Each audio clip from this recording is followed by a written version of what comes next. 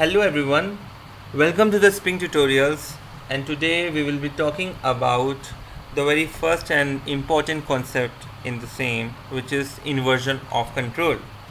So let's understand the same concept with the help of an example. So as you can see in my screen that there is an interface with the name sim, right, and categorized into two categories like Geo and Vodafone.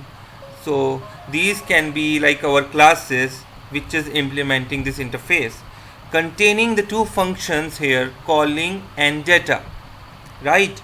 So what we are going to do is we are going to Eclipse, and I have already designed the same example in Eclipse. So let's see how it is done. So as you can see, you have seen an interface sim, right, having two functions, calling and data. And here I have set an example with class Airtel having two functions, right, because it is implementing the same interface, so I have to define this functions here. And another class that is inheriting the same interface sim, right, that is also implementing the same functions, right. So again I can show this thing, right. Here I have used the Vodafone class, as you can see here, like I have given example of Airtel. Okay, so like you can see the two classes. So now we have to use this same. So what I have done is I have created one more class with the name mobile, which is using this sim. So to use the sim, we have to create an object of that class. Like if I need to use geosim, so like geosim class. Okay, so I have created an object of geo, and from it we are calling the functions like calling and data.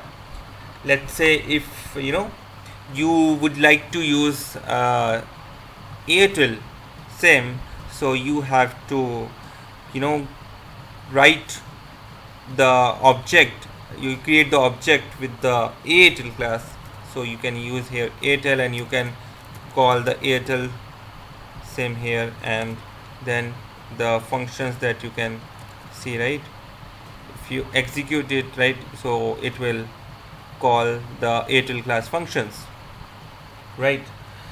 So what is the problem here? If you have noticed, the problem here is we have to make changes in our source code. If tomorrow the requirement changes, let's say if tomorrow I would like to use geo, then again I have to make the changes in the source code, right. So which is not a good practice to change the source code again and again, right. So what is the need is we would wanted to make this particular application configurable. You do not want to touch the code, let's say, okay, and you want to configure this application so that you do not need to create the object again and again. So for the same thing, the Spring has introduced the inversion of control, right. So till now I hope it is clear to you. Okay, so again I would tell you that what is the need, that you do not need to make any change in the source code, and you just wanted the application to be configurable, right. So here comes the Spring for you. So how it is going to be possible, right. So this is what we are going to study now, right. So this is going to be possible with the help of an configuration file, okay, and with the IOC container. As you can see in my screen, what Spring has come up with is an IOC container, right. So what Spring says that, okay, Spring will create the objects, right. Spring says that I will create the objects for you, you just have to call it, right. So to create the object, Spring uses IOC container, right? Spring uses IOC container, and Spring says that whatever the objects that you are going to use, just define it in the configuration file, and the Spring will automatically create the objects from the configuration file, as you can see in the picture, right? So this configuration file, we have to make it, we have to tell the Spring that okay, we are using Airtel, Jio or Vodafone, let's say these three classes that we are going to create, right? We have written the classes, so create the objects for me. So Spring creates the objects for us, right? So what this container, IOC container, is going to do, again I'll tell you that it will read our configuration file, create and store and manages all the classes mentioned over it, right?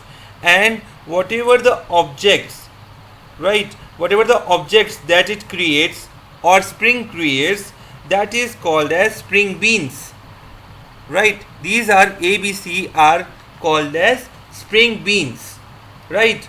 So how Spring is going to do it practically, this is just a concept, right?